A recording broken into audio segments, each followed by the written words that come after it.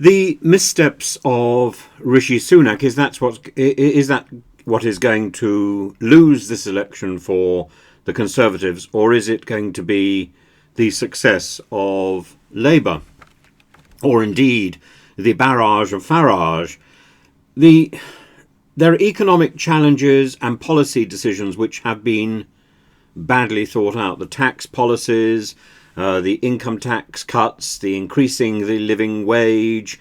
But it's their timing that they come across as a last-ditch attempt to gain voter support before the election. And they're not enough to reverse the public's growing dissatisfaction. The inflation, the cost of living, inflation may have come down. There's some success in claiming that it has, but people don't feel that it has, and the cost of living feels high. And many in the government feel that Sunak has not done enough to alleviate the pressure that people feel. Stop the boats. Sunak put this as one of his 5 pledges. Pledge, I didn't realise that when you bought Pledge in the supermarket, it came in so many different versions. 5 different versions. Pledge, pledge, pledge, pledge, pledge. Woo! I've got the whole. Can you collect them all? Sunak's pledge to stop the boats, to halt illegal channel crossings. Illegal because they were defined as illegal by Suella Braverman. Suella Braverman's 3 laws. The first law, the Nationality and Borders Act, that makes it illegal to cross the channel.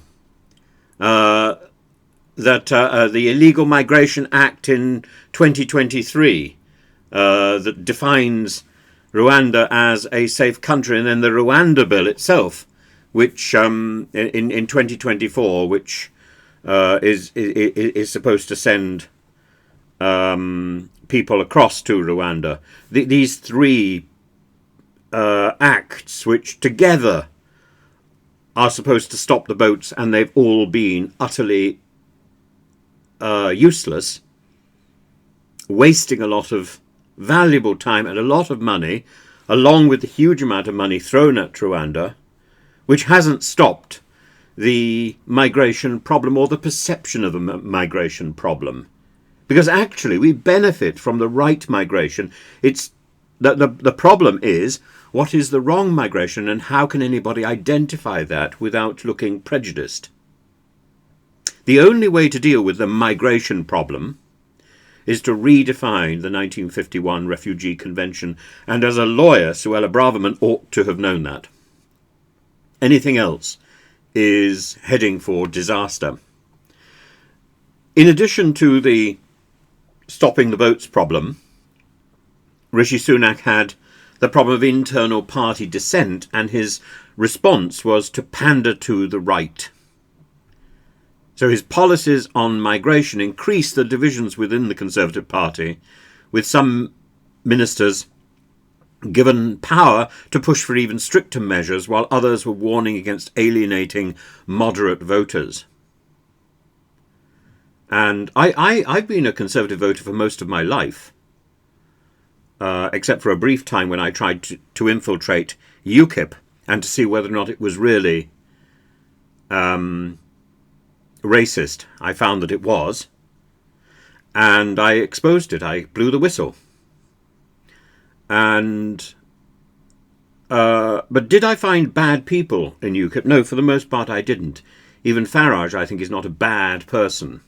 The bad people turned up in the Conservative Party, and I did my very best to try and call them out from within the party, and in the end I gave up. In the end I surrendered my card for the second time, and I speak to people on the phone. I meet people in the street who tell me they're in exactly the same position, that they have no political identity, that they have lost their political identity because the party has moved so far away from what they regarded as their political home. And people tell me, oh, but surely you were on the left of the Conservative Party, so surely you should be joining the Labour Party. And I say, well, no, I can't, because it's like singing. you're not a tenor because you can hit the top notes. You're a tenor because when you hit the top notes, it sounds right. I can hit those top notes. I'm not a tenor. I can hit the bottom notes. I don't think I'm a Russian bass. I have a good tessitura, I think is the expression, and politically as well. I remember talking to Piers Corbyn on one or two occasions, and we were giggling because he wanted to know what my opinion was about education. I said, well, I think I'm to the left of your brother. And he said, no one's to the left of Jeremy. But I insist that I am. But that doesn't make me a Labour Party supporter. It means I'm extremely favourable to a lot of Labour views, but I'm not a Labour Party supporter. Neither am I a Reform supporter or a Brexit supporter or a UKIP supporter. And that leaves me in the Rory Stewart position. Am I a Lib Dem supporter? Well, the answer is no. I cannot see the Lib Dems as being conservative light. I see the Lib Dems as being wrong. Very charming, beautiful, a beautiful club in London, and it's always lovely to go there and sit under the giant portrait of Jeremy Thorpe, but I can't help sniggering when I do. Now, Nigel Farage, actually, before I finish talking about Rishi Sunak, I should say, Rishi Sunak is supported by this chumocracy, this team. He doesn't seem... The only MP in the team is Oliver Dowden, who's a twit. And he learnt his business by being the Digital Culture, Media and Sports Minister. So we know exactly where he's coming from. Matt Hancock did the same sort of thing. It's a career killer. Nadine Dorries really didn't survive her experience of being Digital Culture, Media and Sports Minister, and nor did she do anything of any value at all. But then most of the people, it's had almost more ministers than it's had years of existence. Most people who've been the minister for that ministry have been fairly useless. I expected more of Nadine Dorries, which is why I'm so scathing of her, excoriating. There's Will Tanner, who's now been put into a parliamentary seat in Bury St Edmunds, I think. There's Craig Williams, who was already in a parliamentary seat, and he was the person who could sit behind the Prime Minister and tap him on the shoulder during Prime Minister's questions and give him good advice. Well, nobody gave Craig Williams good advice. Not only did he get did he clock up some of the biggest expenses in the Commons, but he also had a flutter on the date of the general election, and the Gambling Commission, who have the power to prosecute, are not happy that he might have used insider trading. He says, I am not going to enlarge. Well, you know, as Frankie Howard would say, oh, missus. There's Isaac Levido, who apparently didn't want the Prime Minister to go to the people so quickly. He wanted to wait. He may have been right. But in everything else, he seems to be wrong. Liam Booth-Smith and Eleanor Shawcross. Booth-Smith was a hand-me-down from Boris Johnson. Shawcross, a hand-me-down from George Osborne. Will Tanner and Rupert York, who were sort of sidekicks. And then James Forsyth. James Forsyth was an old buddy from school, from Winchester. And the PM's ballast, I think he was called. Well, you can always eject the ballast. And there's another line. Somebody said that he was anchoring the Prime Minister, anchoring Rishi Sunak. I think there's a letter missing there somewhere. And he is married to Allegra Stratton. And Allegra was the person who was caught out on television and looked rather stupid. And she promoted her friend Cass Horowitz to this inner chumocracy. And then there's all the minor characters like Jamie Joku, Godwin, Adam Atashai, Narissa Chesterfield and Lucy Noakes. Will we ever hear of them again? Because they are the power behind the Rishi's success, and there will be no success. And as Alistair Campbell said, if I were giving Rishi Sunak advice, I'd just say just try and enjoy it for the rest of the time. and keep going. Farage's campaign team seems to be much smaller, and at the front of that is Gawain Towler, who is brilliant. So somebody said to me, they called me out for saying that Farage was brilliant. I think they're wrong. I think it's very silly if you don't acknowledge the brilliance of somebody, whether you like them or you don't like them. Brilliance is about the ability to do that job. And Farage on television the other day admitted that Hitler was brilliant as an orator, utterly brilliant, mesmerising. I think there's a scene in the King's Speech where that very fact was dealt with. Mesmerising. Don't understand what he's saying, but he's brilliant. Look how the people responded to him. Look how long he was in power. Same thing about Putin. In fact, Farage says that too. Look at how long Putin has survived, dead and alive. Brilliant.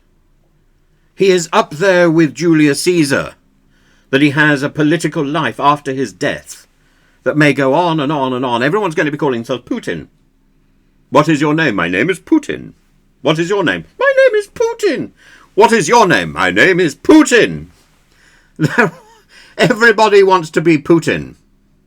Because Putin, that personality is successful. Farage, the personality is successful. He's also backed up by Richard Tice. Richard Tice might have wanted to be the leader. Farage is better. Farage is better, and Richard Tice is clever enough to know it, and he's got the pockets. And, Richard Tice's grandfather made the money that Richard Tice can use. Aaron Banks, more money. The Brexit campaigner, the financial backer, utterly, that little team is smaller. But they don't need to be big because Farage knows what he's doing. Farage just gets under the skin. Farage does. So in the same way that Starmer is there to do nothing, and if he does nothing, carrying the Ming vase across the floor, if he does nothing, the vase will get to the other side. In fact, he'd like to switch off all media until July the 4th, and then he will succeed.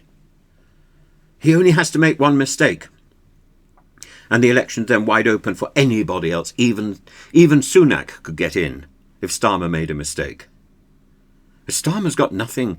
Starmer's offering nothing. There was nothing in the election manifesto that we hadn't heard. The Welsh manifesto, very, very entertainingly, it did have something in it. There was a sneaky reference to the Welsh independence, one line. Terribly, terribly tiny. But nothing new in Starmer's election manifesto.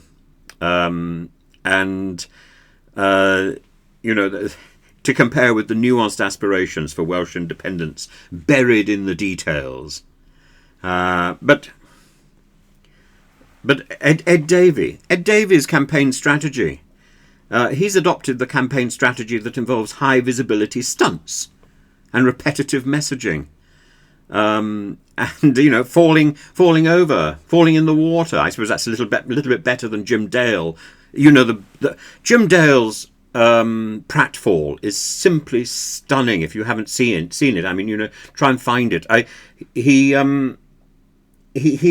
also tells a very funny story. If you don't know who Jim Dale is, he's one of the great comedians who was in the Carry On films. He was in a lot of the Carry On films, and he often played sort of the straight man. But he trained as a comedian. He was from Northampton, from just down the road from where I live, and he is simply staggering.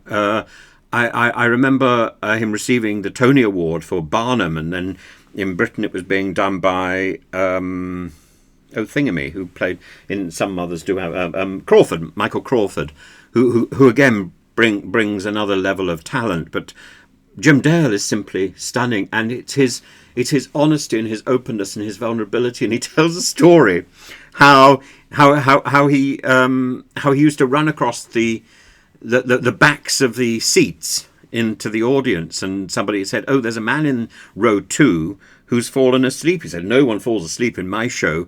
And he ran over the audience and he knocked the fellow out of his seat, and he ended up on the floor. And everybody in the talk show was laughing at this story. And then he said, and when he got back behind the curtain. He said, "Look what I did, no one's going to fall asleep in my show." And they said, the man was blind. And it is a most extraordinary story. He told the story at his own expense. The joke was on him. Jim Dale, such a big man, such an amazing performer.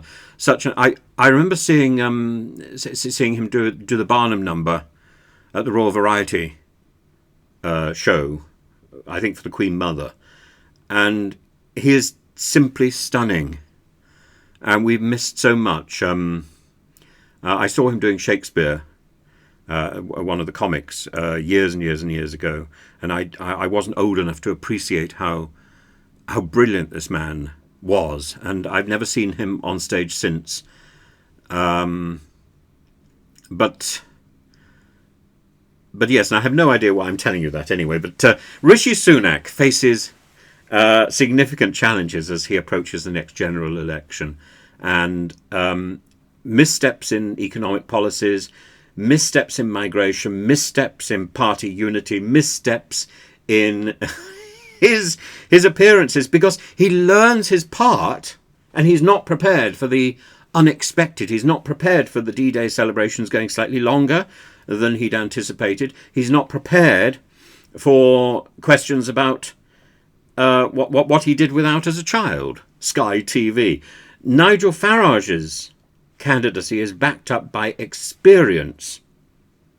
And not only that little trinity of experienced and trusted advisors who've been with him for a while, but also his own experience, honed after 20 years of pulling the same stunts. Jim Dale can pratfall because he's trained, because he's practiced and practiced and practiced, and he knows how to do it. It may still hurt, but he knows how to do it, as does Farage. And Sunak is a newcomer, and he's been shot into this sort of stratospheric political high life so fast, I don't think he's had time to sit down and breathe. And he can't do it. He remembers his lines, but that's as much as he can manage. Ed Davy, I was telling you about Ed Davy and his pratfalls, and he's not very good at it. That's the problem. He can't do a pratfall on land. He has to do it in water, and it's just the same trick again and again and again. Engaging in attention-grabbing activities, dressing up in stupid costumes, the stunts and the silly gags and the silly objects to capture media attention. He captures media attention, but what we really want to know is why he wasn't putting as much energy into dealing with the post office when he was in charge. And somehow, just as the media is being so Farage friendly, they're also being very kind to Ed Davy. Ed Davy has a lot to answer for. And I couldn't vote for a party run by Ed Davy. Not when I've stood outside and actually sat inside and listened to the post office inquiries. And not knowing about the many people who've blown whistles about the NHS. I couldn't support Ed Davy, just as I couldn't support Matt Hancock. Just as I can't support Jeremy Hunt. All of these people are tarred with the disasters that they have allowed to happen under their watch. In the NHS, in the post office. And Jeremy Hunt and Matt Hancock seem to have been involved, as far as I can see, in at least not speaking out about the mess that took place on their watch. Whether they were involved actively in covering that up, I don't know. But certainly other people have tried to cover it up since then. And I think Ed Davy is in the same spot. He hasn't spoken out. He hasn't called out the problems that he, either through his ignorance or through his connivance covered up about the post office scandal. But ignorance is not an excuse, as Amber Rudd realised to her cost. She was not responsible for the Windrush scandal, yet she had the dignity and the honour to resign for what Theresa May had done. And for that, I will give her so much more credit than I will give anybody else. Because she was dignified, she was honourable. And Theresa May cowered behind her position as Prime Minister, while Amber Rudd took the rap. And she could easily have said, I didn't know. Easily. Because the dates worked in her favour. And the finger of suspicion would have fallen on Theresa May. But she was prepared to be honourable, in a way that Ed Davy, in a way that Jeremy Hunt, in a way that Matt Hancock were not prepared to be honourable. The disaster which is facing the Conservative Party is of their own making, but it's also of the making of Rishi Sunak's silly little chumocracy kitchen cabinet that is supposed to solve problems. It cannot. The only group that is on the that is actively changing the face of this campaign is Farage's. As I say, we may not like Farage, but we cannot but commend his brilliance as a political performer, and indeed to commend the brilliance of the choice of people who are advising him. Sorry, I've gone on a little bit, but I hope that's of some use in a sort of summary of where we are in this campaign.